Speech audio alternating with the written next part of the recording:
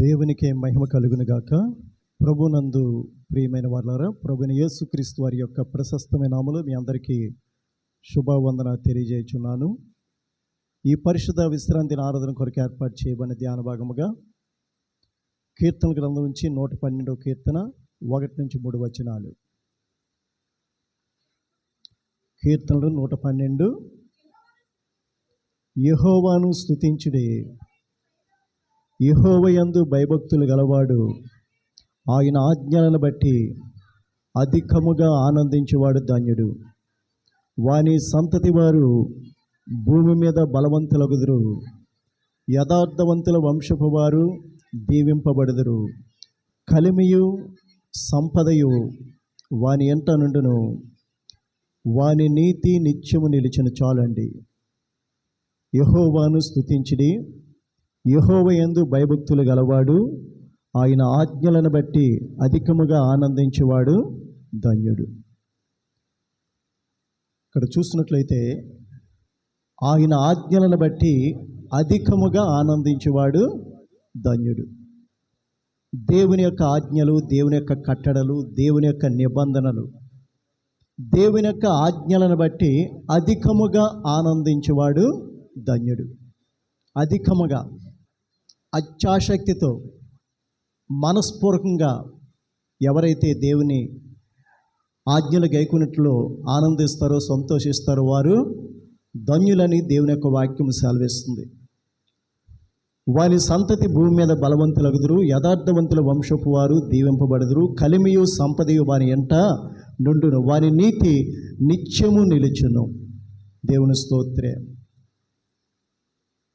అలాగే చూసినట్లయితే దుష్టుల ఆలోచన చొప్పున నడువక, పాపుల మార్గమున నిలువక, అపహాసకులు కూర్చుండి చోటన కూర్చుండక, యెహోవా ధర్మశాస్త్రమునందు ఆనందించుచు దివారాత్రములు దానిని ధ్యానించేవాడు ధన్యుడు. అతడు నీటి కాలవల యొరను నాటబడినదై ఆకు వాడక తన కాలమందు ఫలమిచ్చు చెట్టు వలె ఉండును. అతడు చేయునదంతయు సఫలమగును. అతడు చేయునదంతయు సఫలమగును. దుష్టుల ఆలోచన చొప్పున నడవక, అలాగే పాపుల మార్గమున నిలువక, మూడోది అపహాసకులు కూర్చుని చోటన కూర్చుండక. ఏం చేయాలంటండి? నడవక, నిలువక, కూర్చుండక. ఏం చేయాలంట?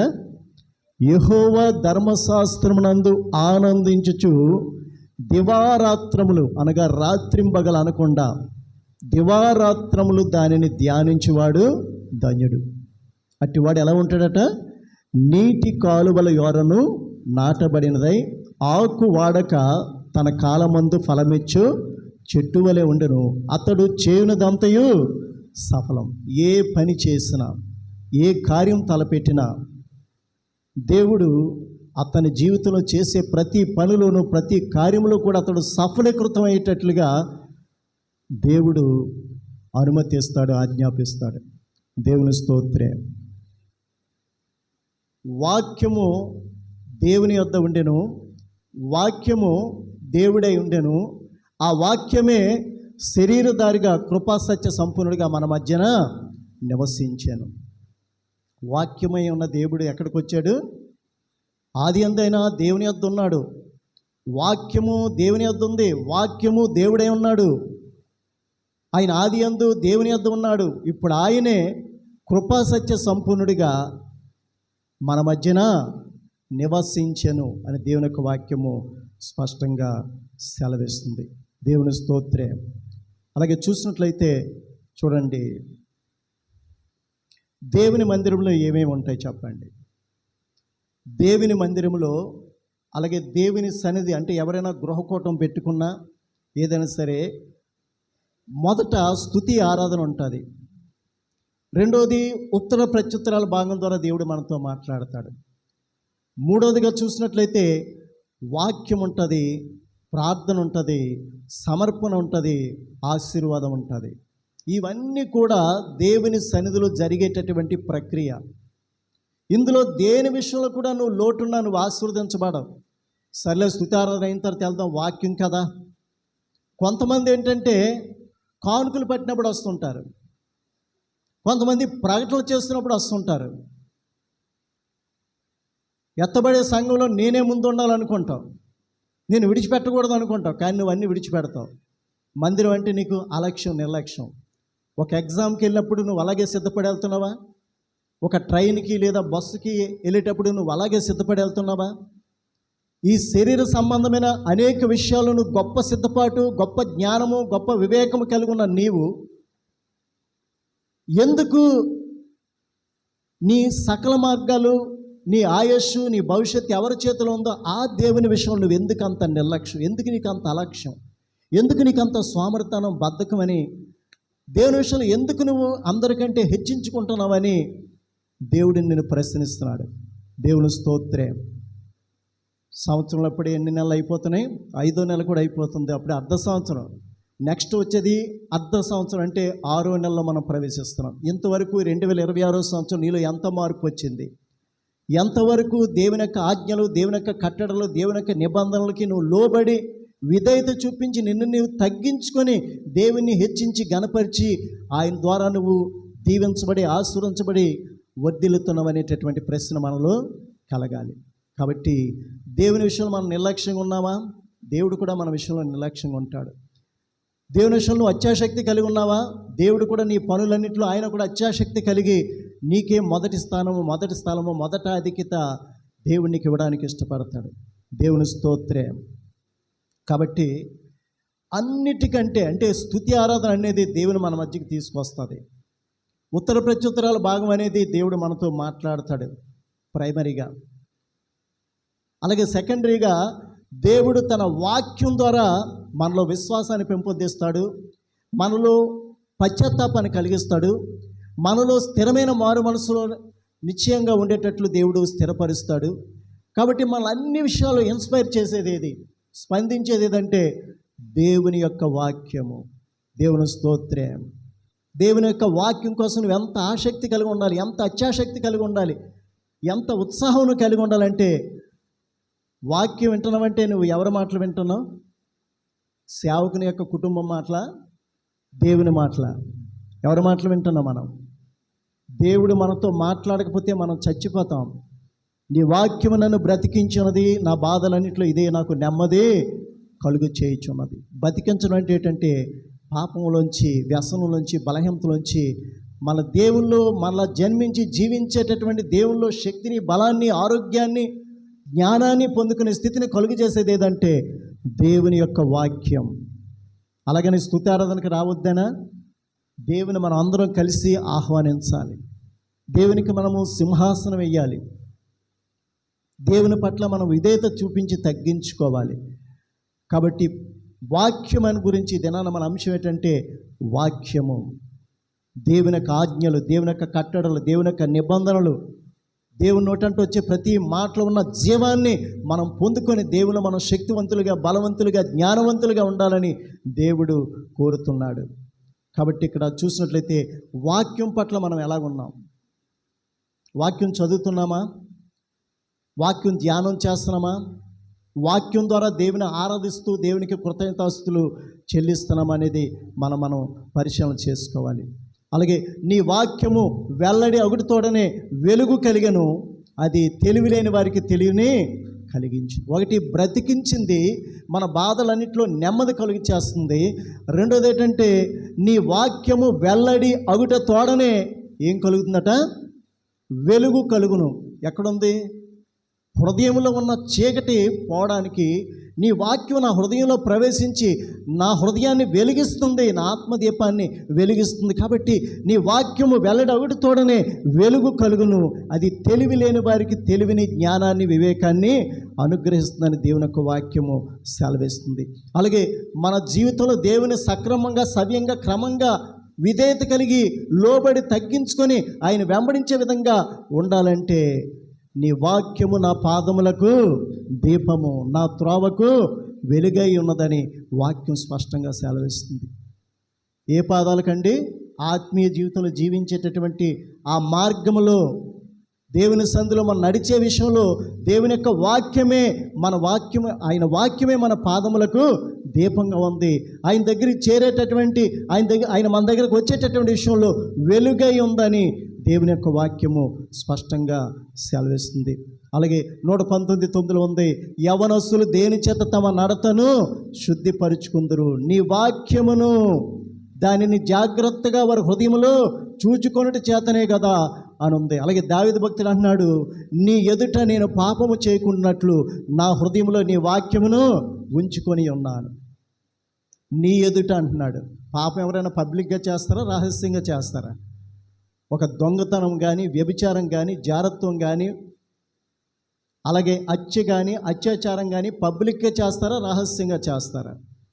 కానీ ఇక్కడ భక్తులైన దావీదు అంటున్నాడు, నీ ఎదుట నేను పాపము చేయకుండానట్లు నా హృదయంలో నీ వాక్యమును ఉంచుకొని ఉన్నానని స్పష్టంగా ఇక్కడ మాట్లాడుతున్నాడు. నువ్వు ఎంత రహస్యంగా, ఎంత చీకటిలో, ఎంత బందోబస్తులను పాపం చేసినా అక్కడ ఎవరున్నారు? దేవుని సన్నిధి ఉంది. నీ ఎదుట, దేవుని ఎదుట మనం చేస్తున్నాం. యెహోవా కన్నులు ప్రతి స్థలం మీద ఉన్నవి, మంచివారిని చెడ్డవారిని కూడా చూచుచున్నవి. అగాధము పాతాల కోపం కూడా ఆయనకి స్పష్టంగా కనిపిస్తుంది. నరుల హృదయంలో ఉన్నటువంటి అంధకారము, చీకటి, అజ్ఞాన క్రియలు కూడా ఆయన స్పష్టంగా చూస్తున్నాడని దేవుని యొక్క వాక్యము స్పష్టంగా సెలవిస్తుంది. కాబట్టి ఇక్కడ చూసినట్లయితే దావీదు భక్తుడు అంటున్నాడు, నీ ఎదుట నేను పాపము చేయకుండానట్లు నేను నా హృదయంలో నీ వాక్యమును ఉంచుకొని ఉన్నాననే వాక్యం సెలవిస్తుంది. కాబట్టి దేవుని యొక్క వాక్యం అంటే ఎవరంటే దేవుడే. దేవుడు మనతో మాట్లాడే స్థితిలోనే మనం బ్రతుకుతాం. దేవుని సన్నిధికి దూరంగా, దేవుని వాక్యానికి, అలాగే దేవునితో మాట్లాడే ప్రార్థనకి, అలాగే సేవకులకి, సంఘానికి, తోటి నీ దేవుని సహవాసులతో నీకు సంబంధం లేకపోతే నువ్వు పూర్తిగా నీ దీపం ఆరిపోద్ది. నీ హృదయంలో తేమ ఉండదు, నీ హృదయంలో ఆ యొక్క పొదనుండదు. నువ్వు మోడు బారిపోతావు, మొద్దు బారిపోతావు, బీడు బారిపోయిన భూమి వెలే నీ హృదయం గట్టిగా కఠినంగా అయిపోద్ది. దున్నడానికి అవకాశం ఉండదు, విత్తనాలు వేయడానికి అవకాశం ఉండదు, అది మొలకెత్తి ఫలించడానికి అవకాశం ఉండదు. కాబట్టి ఇక్కడ వ్రాయబడిన మాట ఏంటంటే, అతడు నీటి కాలువల యోరను నాటబడినదై ఆకు వాడక తన కాలమందు ఫలమిచ్చు చెట్టు వలె ఉండును, అతడు చేయనిదంతయు సఫలమగును. ఎవరట?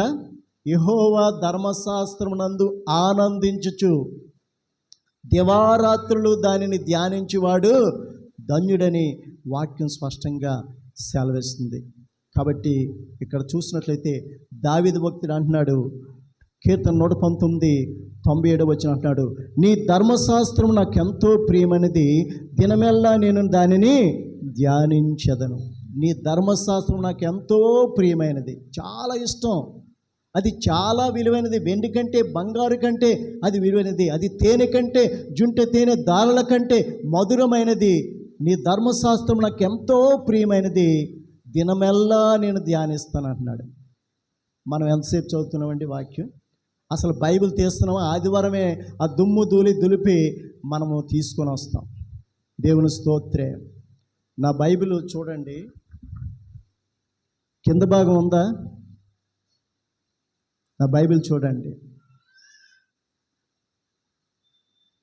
ఎందుకు ఇలా అయిపోయింది? ఎందుకు ఇలా అయిపోయిందంటే ఎక్కువ చదవబట్టి, ఎక్కువగా పేజీలు తిరగేయబట్టి. కింద లేదు, ఇంకా అలా జిప్పే ఉంది. మరి మీ బైబిల్ ఎలా ఉందో నాకు తెలియదు. కొత్తగా ఆ రోజే షాప్ నుంచి తీసుకొచ్చిన బైబిల్ లాగా ఉన్నాయేమో, షోరూమ్ బైబిల్ లాగా ఉన్నాయేమో. కాబట్టి నువ్వు బైబిల్ చదవకపోతే నీలో జీవం ఉండదు, ఆయన గూర్చిన జ్ఞానం ఉండదు, ఆయన శక్తి, మహిమ, ప్రభావాలు నీలో ఉండవు. కాబట్టి దేవుని యొక్క వాక్యాన్ని చదివేవారు. ఎందుకంటే వాక్యమే దేవుడు నిన్ను మార్చేది, నీ భవిష్యత్తుని మార్చేది, నీ పరిస్థితులు మార్చేది, భవిష్యత్తులో నువ్వు ఎదుర్కోబోయే సమస్యల నుంచి నిన్ను విడిపించేది ఏదంటే దేవుని యొక్క వాక్యం అని దేవుని యొక్క వాక్యము స్పష్టంగా సెలవిస్తుంది. కాబట్టి దేవుని యొక్క వాక్యం మనకి ఎలా ఉండాలంటే ప్రియమైనదిగా ఉండాలి. దేవుని యొక్క వాక్యము కంటే నీకు ఇంకేది ప్రియమైనది ఉండకూడదు.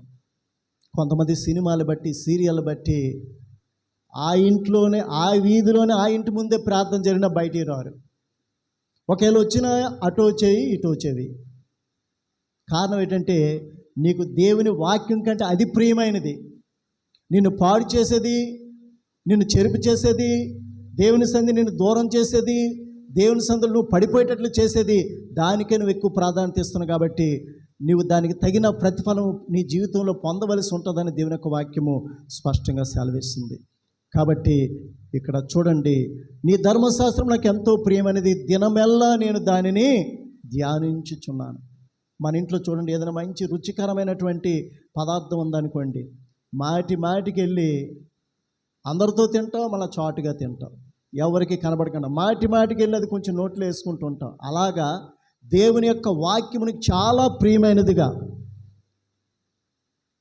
నా కుమారుడా నీ హృదయమును నాకిమ్ము, నా యొక్క మార్గములను నీ కన్నులకు ఇంపుగా ఉండనిమ్మంటున్నాడు. నీ హృదయం నాకు ఇస్తే నా మార్గాలన్నీ నీకు ఎలా ఉంటాయి? ఇంపుగా ఉంటాయి, శ్రేష్టంగా ఉంటాయి, సమృద్ధిగా ఉండాలని నువ్వు కోరుకుంటావు. అలాగే చూసినట్లయితే 119 కీర్తన 147, 148 వచనాలు చదవండి ఒకసారి. జాగ్రత్త వినండి. ఎంత ఆశ కలిగి ఉన్నాడు, ఎంత ఆసక్తి కలిగి ఉన్నాడు దేవుని యొక్క వాక్యం గురించి అంటే, తెల్లవారక మునిపే మొరపెట్టి తిని నీ మాటల మీద నేను ఆశ పెట్టుకొని ఉన్నాను. నీవిచ్చిన వాక్యమును నేను ధ్యానించుటకై నా కన్నులు రాత్రి జాములు కాక మునిపే తెరుచుకొందును. రాత్రి జాములు కాకముందే తెరుచుకుందును.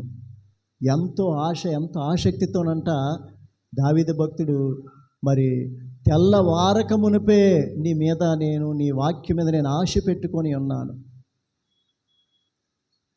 ఇంకా వేకువ జాములు కాకమునిపే నీ వాక్యాన్ని చూడాలని, చదవాలని, ధ్యానించాలని, వాక్యం ద్వారా నిన్ను ఆరాధించాలని, నీకు కృతజ్ఞతాస్తులు చెల్లించాలని తెల్లవారక మునిపే, ఇంకా ఆ యొక్క జాములు స్టార్ట్ అవ్వకముందే. ఏ జాములు అంటే వేకువ జాములు. వేకువ జాములు అంటే 2, 3, 4, 5, 3 నుంచి 4, 2 నుంచి 3 కావచ్చు, 3 నుంచి 4 కావచ్చు, 4 నుంచి 5 కావచ్చు, 5 నుంచి 6 కావచ్చు. ఇవి వేకువ జాములు అంటారు. పక్షులు వేకువ జామున ఇంకా 1:15 అరిచేస్తుంటాయి. వాటికి తెలుస్తుంది ఆ జ్ఞానం, వివేకం, వాటికి తెలుస్తుంది ఆ సమయము, ఆ సందర్భం. కానీ ఆయన స్వరూపంలో, ఆయన పోలికలో సృష్టించబడిన మనకి ఆ వేకువ జాములు అసలు మనకి జ్ఞాపకమే ఉండట్లేదు, ఎప్పుడో లెగిస్తున్నాం. భక్తుడు అన్నాడు, తెల్లవారక మునిపే, ఇంకా వేకువ జాములు ఇంకా ప్రారంభం కాకముందే నీవిచ్చిన వాక్యాన్ని నేను ధ్యానించడానికి, నీ వాక్యం ద్వారా నిన్ను ఆరాధించడానికి, నీ వాక్యం ద్వారా నీ మాటలు బట్టి నిన్ను స్తుతించడానికి నా కళ్ళు తెరుచుకుంటున్నాను అంటున్నాడు. అంటే 1 గంట లోపే ఆ వాక్యం పట్ల ఆశ కలిగి, ఆసక్తి కలిగి ఉన్నాడనమాట. అలాగే చూసినట్లయితే 119 కీర్తన 111, 112 వచనం. నీ శాసనములు నా హృదయానందకరములు, అవి నాకు నిత్య స్వాస్యమని భావించుచున్నాను. నిత్య స్వాస్యము, నిత్యము నాకు అది ఆస్తి, ఐశ్వర్యము, అది వెండి బంగారము, నిత్య స్వాస్యముగా నేను భావించుచున్నాను. నీ శాసనములు నాకు హృదయానందకరములు, అవి నాకు నిత్య స్వాస్యమని భావించుచున్నాను. నీ కట్టడలను గైకొనుటకు నా హృదయమును నేను లోబరుచుకొని ఉన్నాను. ఇది తుది వరకు నిలుచు నిత్య నిబంధన. నా కొన ఊపిరి పోయేటంత వరకు, ఇది తుది వరకు, ఇది నిలిచేటటువంటి నిత్యమైన నిబంధన చేసుకుంటున్నాడు దేవుడితో. నీ వాక్యమే నాకు స్వాస్యము, నీ వాక్యమే నాకు ఐశ్వర్యము, నా హృదయాన్ని దాని కొరకు లోపరుచుకుంటున్నాను. ఇది నాకు నిత్యము నిలిచేటటువంటి స్వాస్యంగా భావిస్తున్నాను. ఇది తుది వరకు నిలుచు నిత్య నిబంధనగా నేను భావించుకుంటున్నాను అంటున్నాడు. దేవుని స్తోత్రం. చూసారా, నిబంధన చేసుకుంటున్నాడు. ఇదే నాకు మహాభాగ్యము, దీని కొరకు నా హృదయాన్ని పూర్తిగా లోపరుచుకుంటున్నాను. ఇది నాకు తుది వరకు నిలిచే భాగ్యం అంటాడు, తుది వరకు నిలుచు నిత్య నిబంధన. నిత్యము నేను నీతో ఈ విధంగా చేస్తానని ఆ భక్తుడు నిబంధన చేసుకుంటున్నాడు. అలాగే చూసినట్లయితే ఇది నాకు గొప్ప వరము, ఇది వరంగా నేను భావిస్తాను అన్నాడు. నీ ఉపదేశమును అనుసరించి నడుచుకొనుచున్నాను, ఇదే నాకు వరముగా దయచేయబడినది. 119:56 వచ్చిన ఈ మాట ఉంది. నీ ఉపదేశమును అనుసరించి నడుచుకొనుచున్నాను, ఇదే నాకు వరముగా దయచేయబడినది. అలాగే కీర్తన 27:4 అంటున్నాడు, యెహోవా యొద్ద నేను ఒక వరము అడిగి తిని. చదవండి 127 చూడండి. యెహోవా యొద్ద ఒక వరం అడిగి తిని. 27వ కీర్తన. యెహోవా యొద్ద నేను ఒక వరం అడిగి తిని, దానిని నేను వెతుకుచున్నాను. యెహోవా ప్రసన్నతను చూచుటకును, ఆయన ఆలయములో ధ్యానించుటకును నా జీవితకాలం అంతయు నేను యెహోవా మందిరములో నివసింపగోరుచున్నాను. ఈ భక్తుడు ఏం కోరుతున్నాడండి? దేవుణ్ణి నేను వరం అడిగాను, నాకు వెండి కావాలి, బంగారం కావాలి, ఇల్లు కావాలి, వాహనాలు కావాలి, ఐశ్వర్యం కావాలి, ఘనత కావాలి, పదవి కావాలి, ఔన్నత్యం కావాలని కోరాడా? యెహోవా యొద్ద నేను ఒక వరం అడిగి తిని, దానినే నేను వెతుకుచున్నాను. యెహోవా ప్రసన్నతను చూచుటకును, ఆయన ఆలయములో ధ్యానించుటకును నా జీవితకాలం అంతయు నేను యెహోవా మందిరములో నివసింపగోరుచున్నాను. చూసారా, దేవుని యొక్క సన్నిధినే, దేవుని యొక్క ఆజ్ఞలు, కట్టల నిబంధనలు, దేవుని యొక్క వాక్యాన్నే, దేవుడికి చేసే ప్రార్థననే, దేవుని స్తుతించేదాన్నే నేను ఒక గొప్ప వరంగా నేను కోరుతున్నాను. అదే నేను గొప్ప భాగ్యంగా ఎంచుకొంచున్నాను. నా జీవితకాలం అంతయు నేను దేవుని మందిరంలో నివసింపగోరుచున్నాను. దేవుని పట్ల నువ్వు ఎంత అత్యాసక్తి కలిగి ఉంటావో, ఆసక్తి కలిగి ఉంటావో, అంత గొప్ప కార్యాలు నీ జీవితంలో చూస్తావని దేవుని యొక్క వాక్యం స్పష్టంగా సెలవిస్తుంది. నన్ను ప్రేమించేవారిని నేను ప్రేమిస్తాను, నన్ను జాగ్రత్తగా వెతికేవారే నన్ను కనుగొంటారు. స్థిరమైన కలిమి, ఐశ్వర్యము, ఘనత, జీవము, నీతి నా యొద్ద ఉన్నవని దేవుడు స్పష్టంగా సెలవిస్తున్నాడు. కాబట్టి మరి దేవుని యొక్క వాక్యాన్ని ఒక వరంగా మనం భావించుకోవాలి. ఎందుకంటే నిన్ను ఇన్స్పైర్ చేసేది, నీ హృదయాన్ని మార్చేది, స్వభావాన్ని మార్చేది, జీవితాన్ని మార్చేది, ఉజ్జీవంగా ఆత్మీయంగా ఉంచేది, నీకు కావలసినటువంటి ఇహ సంబంధమైన పర సంబంధమైన ఆశీర్వాదాలతో నింపేదేదంటే దేవుని యొక్క వాక్యం అని దేవుని యొక్క వాక్యము స్పష్టంగా సెలవిస్తుంది. అలాగే చూసినట్లయితే 119 కీర్తన 14వ వచనం అందరూ తీసి చదవండి. ప్రతి ఒక్కరు తీయాలి. రెఫరెన్స్ అనగానే ప్రతి ఒక్కరు తీయాలి, ఎందుకంటే నీతో మాట్లాడాలి దేవుడు. 119 కీర్తన 14వ వచనం చూడండి. ఇక్కడ దేవుని యొక్క వాక్యమట సర్వ సంపదలు దొరికినట్లు, ఐశ్వర్యము దొరికినట్లు, వెండి బంగారాలు, సిరి సంపదలు, ధనధాన్యాలు దొరికినట్లుగా అంటున్నాడు. సర్వ సంపదలు దొరికినట్లుగా నీ శాసనముల మార్గమును బట్టి నేను సంతోషించుచున్నాను. దేని బట్టి సంతోషిస్తున్నట్టండి? దేవుని యొక్క మార్గములను బట్టి భక్తుడు సంతోషిస్తున్నట. సర్వ సంపదలు దొరికినట్లుగా నీ శాసనముల మార్గమును బట్టి నేను సంతోషించుచున్నానని మరి భక్తుడు సెలవిస్తున్నాడు. అలాగే 119 కీర్తన 72వ వచనం, వేల కొలది వెండి బంగారముల నాణెముల కంటే నీవిచ్చిన ధర్మశాస్త్రము నాకు మేలు.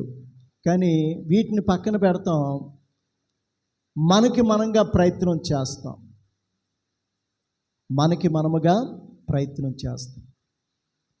దేవునికి సంబంధించిన అన్ని విషయాలు పక్కన పెట్టేస్తాం. మన శక్తి, మన బలము, మన జ్ఞానము, మన యొక్క ఈ బలాన్ని నమ్ముకుంటాం. కానీ ఇక్కడ భక్తుడు అంటున్నాడు, వేల కొలది వెండి బంగారు నాణెముల కంటే నీవిచ్చిన ధర్మశాస్త్రము నాకు మేలు. దావీదు భక్తుడట దినానికి 7 సార్లు స్తుతిస్తాడట, 3 సార్లు ప్రార్థన చేస్తాడట. నేను ఎల్లప్పుడూ యెహోవాను సన్నుతించదు, నిత్యము ఆయన కీర్తి నా నోట నుండును. అనుదినము, నిత్యం అంటున్నాడు. కాబట్టి గొర్రెల వెనకతల గోచి పెట్టుకొని, కర్ర పట్టుకొని, నీలబుడ్డి పట్టుకొని, అలాగే ఒక గొడుగు పట్టుకొని సితారా వాయిస్తూ ఎల్లప్పుడూ దేవుని సన్నిధిని ప్రేమించే ఈ యొక్క దావీదుని, ఈ గొర్రెల కాపరిని దేవుడు ఏం చేశాడంటే మహారాజుగా, చక్రవర్తిగా, బంగారు సింహాసనం మీద కూర్చోబెట్టి దాసీలు, పనివారు, గుర్రాలు, రథాలు, సైన్యము, కోట, ఇంత గొప్ప భాగ్యాన్ని ఇచ్చింది. అది సాధ్యమా? ఇదిగో ఇక్కడ ఈ విధంగా మనము దేవుణ్ణి ప్రేమిస్తే, ఈ విధంగా దేవుని యొక్క వాక్యాన్ని ప్రేమిస్తే, వాక్యాన్ని, ప్రార్థనని, దేవుని సన్నిధిని మనం కలిగి ఉంటే దేవుడు చెప్తున్నాడు, నన్ను చేర్చుకునేవాడిని నేను చేర్చుకుంటాను, నన్ను గణపరిచేవాడిని నేను గణపరుస్తాను, నా యందు అసహ్యపడేవారు మరణమును స్నేహించుదురు. కాబట్టి ఎస్తేరు యొక్క జీవితంలో, రూతు యొక్క జీవితంలో, దావీదు జీవితంలో, యోసేపు జీవితంలో మరి ఎన్నో కష్టాలు, ఎన్నో శ్రమలు, ఎన్నో శోధనలు, ఎంతో భయంకరమైన పరిస్థితుల్లో వెళ్ళినప్పుడు కూడా వారు దేవుని యొక్క వాక్యం పట్ల, దేవుని యొక్క సన్నిధి పట్ల అత్యాశక్తి కలిగి ఉన్నారు. కాబట్టి తిరిగి దేవుడు వారిని ఘనపరిచాడు. రాజుగా, చక్రవర్తిగా చేశాడు గొర్రెల కాపరిని. అనాథగా ఉన్న ఎస్తేర్ని రాణిగా చేశాడు.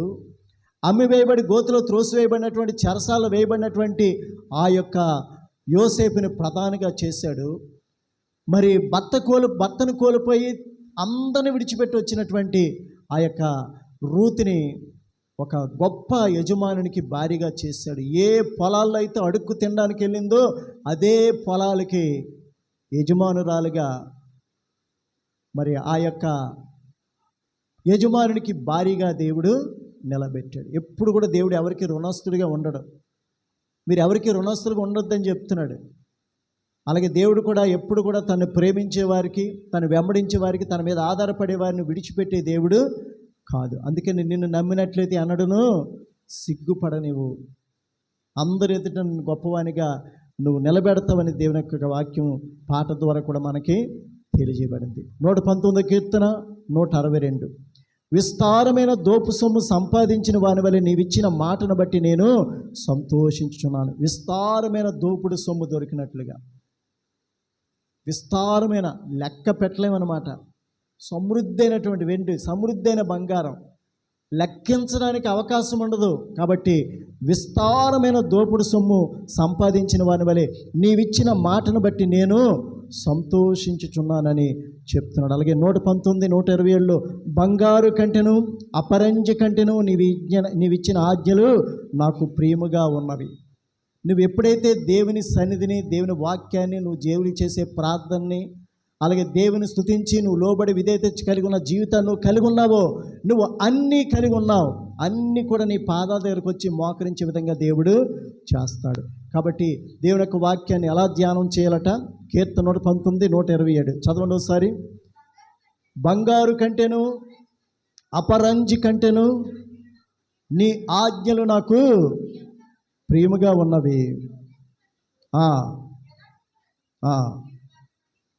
చూడండి, బంగారు కంటెను, అపరంజి కంటెను అవి చాలా విలువైనవిగా, శ్రేష్టమైనవిగా, ప్రేమగా మనం ఎంచాలని దేవుని యొక్క వాక్యము సెలవిస్తుంది. అలాగే చూసినట్లయితే మరి 2 మాటలు మనం చదువుకున్నాం. యెహోవాను స్తుతించుడి 112 కీర్తన. ఆయన ఆజ్ఞలను బట్టి అధికముగా ఆనందించేవాడు ధన్యుడు. యెహోవా యందు భయభక్తులు గలవాడు ఆయన ఆజ్ఞలను బట్టి అధికముగా ఆనందించేవాడు ధన్యుడు. ఎలాంటి ధన్యుడట?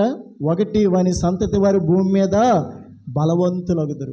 చాలా బలవంతులుగా, శక్తివంతులుగా, సైతాన్ యొక్క క్రియలన్నీ లయపరిచేవారుగా. యవన కాలమందు పుట్టిన కుమారులు బలవంతుని చేతిలోని బాణముల వంటి వారు, వారితో తమ అంబుల పొది నింపుకొని వాడు ధన్యుడు. అట్టి వారు సిగ్గుపడక గుమ్మములో తమ విరోధులతో వాదించుదురు. అంత బలవంతులు అనమాట. విరోధులు ఎవరండి? సైతాను వాడి యొక్క అనుచరులు మనకి విరోధులు. దేవునికి విరోధైన ప్రతి ఒక్కడు మనకి విరోధే. దేవునికి విరోధమైన ప్రతి పరిస్థితి కూడా మనకి విరోధమైనదే.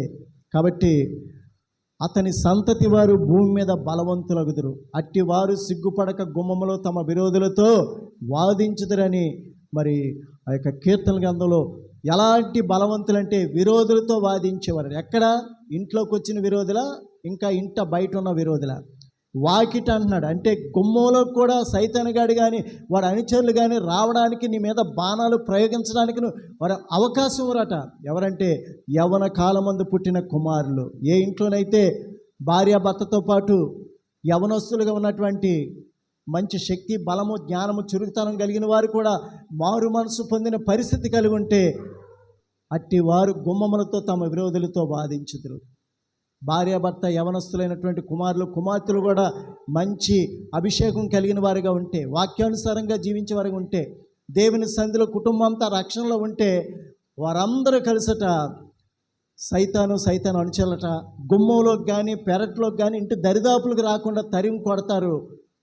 వారు చాలా బలవంతులుగా దేవునిలో ఉంటారు అని వాక్యం సెలవిస్తుంది. కాబట్టి దేవుని యొక్క ఆజ్ఞలు బట్టి అధికంగా ఆనందించే స్థితిలో ఉన్న వారి యొక్క సంతానం ఎలా ఉంటుందటండి, వారి సంతతి వారు భూమి మీద బలవంతులు అవుతారు. అంటే శారీరకమైన బలవంతులు కాదు. శారీరకంగా దేవుడు ఆరోగ్యం, శక్తి, బలాన్ని ఇస్తాడు, ఆయుష్కాలం ఇస్తాడు, దాని గురించి కాదు. ఇక్కడ అట్టి సంతతి వారు భూమి మీద బలవంతులు అవుతారంటే సాతాను శక్తుల యొక్క విషయంలో, పాపం విషయంలో, అపవిత్ర విషయంలో, సైతాను వేసే అగ్ని బాణాలను తిరిగి తిప్పుకొట్టే విషయంలో వారి సంతతి వారు బలవంతులుగా ఉంటారు. ఎవరు వారి సంతతి వారు అంటే దేవుని యొక్క ఆజ్ఞలు బట్టి అధికంగా సంతోషించి ఆనందించి వారి యొక్క సంతతి వారు భూమి మీద బలవంతులుగా ఉంటారట. అలాగే యథార్థంగా ఉంటారట. అలాగే యథార్థంగా ఉన్నటువంటి వారి వంశపు వారు దీవింపబడతారట. అంతేకాకుండా మూడోదిగా కలిమియు సంపదయు వాని ఎంట నుండును, వాని నీతి నిత్యము నిలిచినని దేవుని యొక్క వాక్యము స్పష్టంగా సెలవిస్తుంది. కాబట్టి ఈ లోకంలో మనం ఎలాగుంటున్నాం? మారు మనసు పొందాం, రక్షణ పొందాం, దేవుని యొక్క ఆజ్ఞలు, కట్టడలు, నిబంధనలకి గైకొనే వారిగా ఉన్నాం. అలా ఉంటే నీ జీవితంలో గొప్ప కార్యాలను చూస్తావు, సమృద్ధిని చూస్తావు, అభివృద్ధిని చూస్తావు. అనేక మంది కంటే నువ్వు హెచ్చు ఘనత పొందుతావని దేవుని యొక్క వాక్యము స్పష్టంగా సెలవిస్తుంది. కాబట్టి ఒకటి, భూమి మీద బలవంతులు అవుతారు, వారు యథార్థంగా ఉంటారు కాబట్టి యథార్థవంతుల వంశం వారు దీవింపబడతారు. మూడోది, కలిమియు సంపదయు వారి ఎంట ఉంటుంది, అది సమృద్ధిగా ఉంటుందని దేవుని యొక్క వాక్యం సెలవిస్తుంది. అయితే మనం ఏం చేస్తున్నాం ఒకసారి ఆలోచన చేద్దాం. మనం ఏం చేస్తున్నాం ఒకసారి ఈ వాక్యం ద్వారా చివరిగా ఇది ధ్యానం చేద్దాం. ఏంటట? దుష్టుల ఆలోచన చొప్పున నడువక. మనం ఎవరి ఆలోచన చొప్పున నడుస్తున్నాం? దేవుడు ఏది చెప్తే అది, దేవుని యొక్క ఆజ్ఞలు, దేవుని యొక్క వాక్యం ద్వారా నీ యొక్క ఆధ్యాత్మిక జీవితం, నీ యొక్క కుటుంబం నడిపించబడుతుందా? దుష్టుల ఆలోచన, సైతాను ఆలోచన లేదా సైతాను ఆలోచన కలిగి ఉన్న వారి ఆలోచన చొప్పున నువ్వు నడుస్తున్నావా? ఇక్కడ వాక్యం సెలవుస్తుంది, దుష్టుల ఆలోచన చొప్పున నువ్వు నడవద్దని చెప్తుంది. రెండోది, పాపుల మార్గమున నిలవద్దు. పాపులు నడిచే మార్గంలో నువ్వు కూడా నడవద్దు. మూడోది, అపహాసకులు కూర్చుండే చోటన కూర్చుండక. దేవుని స్తోత్రే. చాలామంది అపహాసకులతో ఎక్కువ స్నేహం చేయాలి. ఎందుకంటే వాళ్ళు ఆడేంత ఈడెంత, ఆడు బతికేటి ఈడు బతికేటి, ఇలా అపహాస్యం చేస్తుంటారు. ఎదుటివాడిని తృణీకరిస్తుంటారు, ఎదుటివాడిని అపహాస్యం చేస్తుంటారు. వారు ఔన్నత్యాన్ని చూసి, వారు ఆధిక్యత చూసి అసూయపడి, మత్సరంతో నింపబడి వారు వాళ్ళ యొక్క పరువు తీసేవారిగా ఉంటారు. కాబట్టి అలాంటి అపహాసకులు కూర్చుండే చోటన నువ్వు కూర్చోవద్దని దేవుని యొక్క వాక్యము స్పష్టంగా సెలవిస్తుంది. ఏం చేయమంటుంది? యెహోవా ధర్మశాస్త్రమునందు ఆనందించుచు దివారాత్రములు దానిని ధ్యానించువాడు ధన్యుడు. దివారాత్రములు దాన్ని ధ్యానించేవాడు ధన్యుడు. అట్టివాడు ఎలా ఉంటాడటండి? వాడి జీవితం, వాడి శారీరకమైనటువంటి ఇహ సంబంధమైన పర సంబంధమైన జీవితం ఎలా ఉన్నదంటే, అట్టివాడు నీటి కాలువల యోరను నాటబడిందై ఆకు వాడక తన కాలమందు ఫలమిచ్చు చెట్టు వలె ఉండెను. అతడు చేయునదంతయు సఫలమగును. అన్ని విషయాలు కూడా వారి యొక్క జీవితంలో సఫలీకృతం అవుతుంది. దేవుడు వారు చేస్తున్న చేతి పని, రెక్కల కష్టాయిస్తాన్ని, జీవనోపాధిని దీవిస్తాడు, ఆశీర్వదిస్తాడు. అలాగే వారి బిడ్డల యొక్క చదువులు, ఎదుగుదల, భవిష్యత్తులో తోడే ఉంటారు. ఆ బిడ్డలకు మంచి జ్ఞాన వివేకాన్ని ఇచ్చి, వారు చదువుకున్న కోర్సులో మంచి జ్ఞాన వివేకం ఇస్తాడు, జ్ఞాపశక్తిని ఇస్తాడు. ఉన్నతమైనటువంటి స్థితిలో వారు ఆశీర్వదింపబడే విధంగా, దీవింపబడే విధంగా, వారి ఉద్యోగాల విషయాల్లో, వివాహ విషయాల్లో, సంతానం పొందుకునే విషయాలు, అన్ని విషయాలు కూడా దేవుడు ఆ ఇంటికి తండ్రిగా ఉన్నాడు, అధిపతిగా ఉన్నాడు, ఆ ఇంటికి యజమానుడిగా ఉన్నాడు. కాబట్టి దేవుడు ఖచ్చితంగా వారి జీవితం అన్ని మేలులే చేస్తాడు, ఉపకారాలే చేస్తాడని దేవుని యొక్క వాక్యము సెలవిస్తుంది. అతడు చేయునదంతయు సఫలమగును. మనకి ఎన్ని కాలాలు ఉన్నాయండి? ఒకటి వేసవికాలం, ఇప్పుడు మనం అనుభవిస్తున్నాం. రెండోది వర్షాకాలము, మూడోది శీతాకాలం. ఎండలు బాగా కాస్తే భూమి మీద ఉన్న నీరంతా ఆవిరై మేఘాల్లో చేరుతుంది. రెండో సీజన్లో అది వర్షంగా కురుస్తుంది. మూడోది మళ్ళా మేఘాల నుంచి కురిసిన వర్షం ద్వారా మళ్ళా ఎవాపరేట్ అయినటువంటి ప్రతీది కూడా మళ్ళా మంచు రూపంలో పడుతుంది. ఆయా కాలాల్లో ఆయా సమయాల్లో మనకు కావలసిన ఫలాలన్నీ దేవుడిస్తుంటాడు. వేసవికాలం మామిడి పండ్లు దొరుకుతాయి, అలాగే ముంజులు దొరుకుతాయి, అలాగే మల్లెపూలు దొరుకుతాయి, అలాగే తాగుబోతులు కళ్ళు విస్తారంగా దొరుకుతుంది. ఏ సీజన్ అండి? వేసవికాలం. రెండోది వర్షాకాలం. అతివృష్టి అయినా ఉంటుంది, అనావృష్టి అయినా ఉంటుంది. ఏదైనా పంటలు పండేటటువంటి, ఉడుపులు ఉడిచేటటువంటి, నారు పోసుకునేటటువంటి, ఫలాలు విత్తేటటువంటి సీజన్ అది. మూడోది శీతాకాలం. శీతాకాలము ఏసీ అక్కర్లేదు, ఫ్యాన్ అక్కర్లేదు. శీతాకాలం ఎలా ఉంటుందంటే చక్కగా చల్లగా ఉంటుంది, ఎక్కడికి వెళ్ళి ఏసీలాగా ఉంటుంది. కాకపోతే చర్మం పొడిబారిపోతుంటుంది, పెదాలు పగిలిపోతుంటాయి, కాళ్ళు పగిలిపోతుంటాయి. అలాగే దానివల్ల పొందేటటువంటి కొంత నష్టం ఉంది. ఏదైనా సరే అదేనన్నా ఆ యొక్క శీతాకాలంలో మనకు మంచి ఆకుకూరలు దొరుకుతాయి. తోటకూర, కొత్తిమీర, పుదీనా, అలాగే టమాటో, అలాగే శీతాకాలం దొరికేటటువంటి ఫ్రూట్స్ మనకి, ఫలాలు మనకి దేవుడు ఇస్తున్నాడు. ఎండాకాలం అయితే పైన ఎండ, కింద భూమి వేడే. కాబట్టి ఒక విత్తనం మొలకెత్తినా ఫలించడానికి చాలా కష్టం. ఎందుకంటే భూగర్భ జలాలు కూడా ఎండిపోతాయి. కాబట్టి వేసవికాలము ఒక చెట్టు విత్తబడడానికి కానీ, మొలకెత్తడానికి కానీ, మొక్కై ఫలించడానికి కానీ చాలా కష్టం వేసవికాలం. రెండోది వర్షాకాలం. అయితే అతివృష్టి కావచ్చు, అనావృష్టి కావచ్చు. ఏమిటంటే ఆ పైరుకి కానీ, పంటకు కానీ, మొక్కకు కానీ అది కూడా అంత శ్రేయస్కరం కాదు. సీజన్ కరెక్ట్గా ఉంటే మాత్రం మంచి ఫలాలు వస్తాయి. మూడోదిగా చూసినట్లయితే శీతాకాలం. వర్షం ఉండదు, కానీ కొంత శీతాకాలంలో పండే పంటలు పండుతాయి. అన్ని విధాల మనకి అనుకూలంగా ఉండి ఆకు వాడక తన కాలమందు ఫలమిచ్చే, సమృద్ధి ఫలాలు ఇచ్చే చెట్టు వలె ఉండాలంటే నీటి కాలువల యొరను నాటబడినదై అయ్యున్న చెట్టు అయి ఉండాలి. నీరు ప్రవహించే స్థలంలో ఉండే పైరై ఉండాలి. అప్పుడు అది బాగా ఫలిస్తుంది. అది కాపు కాసే విషయంలో వర్షం పడిన సంవత్సరం అది చింత నొందదు, కాపు మానదని వాక్యం స్పష్టంగా సెలవిస్తుంది. ఏదండి మన ఆధ్యాత్మిక జీవితానికి సరైన సీజన్ ఏదంటే, అతడు నీటి కాలువల యొరను నాటబడినదై ఆకు వాడక తన కాలమందు ఫలమిచ్చి చెట్టు వలె ఉండెను, అతడు చేయునిదంతయు సఫలమగునని దేవుని యొక్క వాక్యము స్పష్టంగా సెలవిస్తుంది. మన జీవితంలో ఇహ సంబంధమైనటువంటి ఆశీర్వాదాలు, దేవుళ్ళు మేలు ఉపకారాలు పొందాలంటే, లేదంటే పర సంబంధమైన ఆశీర్వాదాలు, దేవుళ్ళు మేలు పొందాలంటే నువ్వెప్పుడు కూడా దేవుని యొక్క సన్నిధికి దగ్గరగా ఉండే వ్యక్తిగా ఉండాలి. దేవుని యొక్క సన్నిధి అనగా వాక్యము చదివే వ్యక్తిగా ఉండాలి, ప్రార్థన చేసే వ్యక్తిగా ఉండాలి, దేవుని స్తుతించే వ్యక్తిగా ఉండాలి, దేవునికి కృతజ్ఞతాస్తుతులు చెల్లించి, దేవునికి లోబడి విధేయత చూపించి, దేవుని దగ్గర తగ్గించుకొని అన్ని విషయాల్లో దేవుణ్ణే నీ కళ్ళ ముందు హెచ్చుగా ఘనంగా ఎంచుకునే స్థితి నువ్వు కలిగి ఉంటే, నీ యొక్క స్థితి ఎలా ఉంటుందంటే, నీటి కాలువల యొరను నాటబడిందై ఆకు వాడక తన కాలమందు ఫలమిచ్చు చెట్టు వలె ఉండెను, అతడు చేయునిదంతయు సఫలమగును. అలాగే అది కాపు కాసే సమయములట వెట్ట కలిగినను, ఎంత ఎండ తగినను దానికి భయపడదట.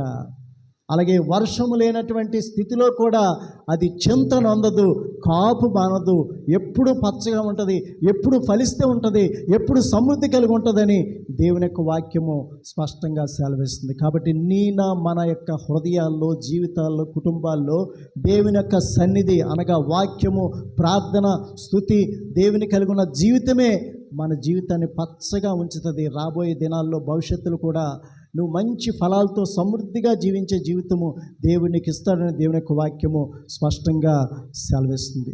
దేవుడి పరిశుద్ధ మాటలు మనందరి వినికిల్లో, హృదయాల్లో నురంతులుగా ఫలింప చేయనుగాక. ఆమేన్.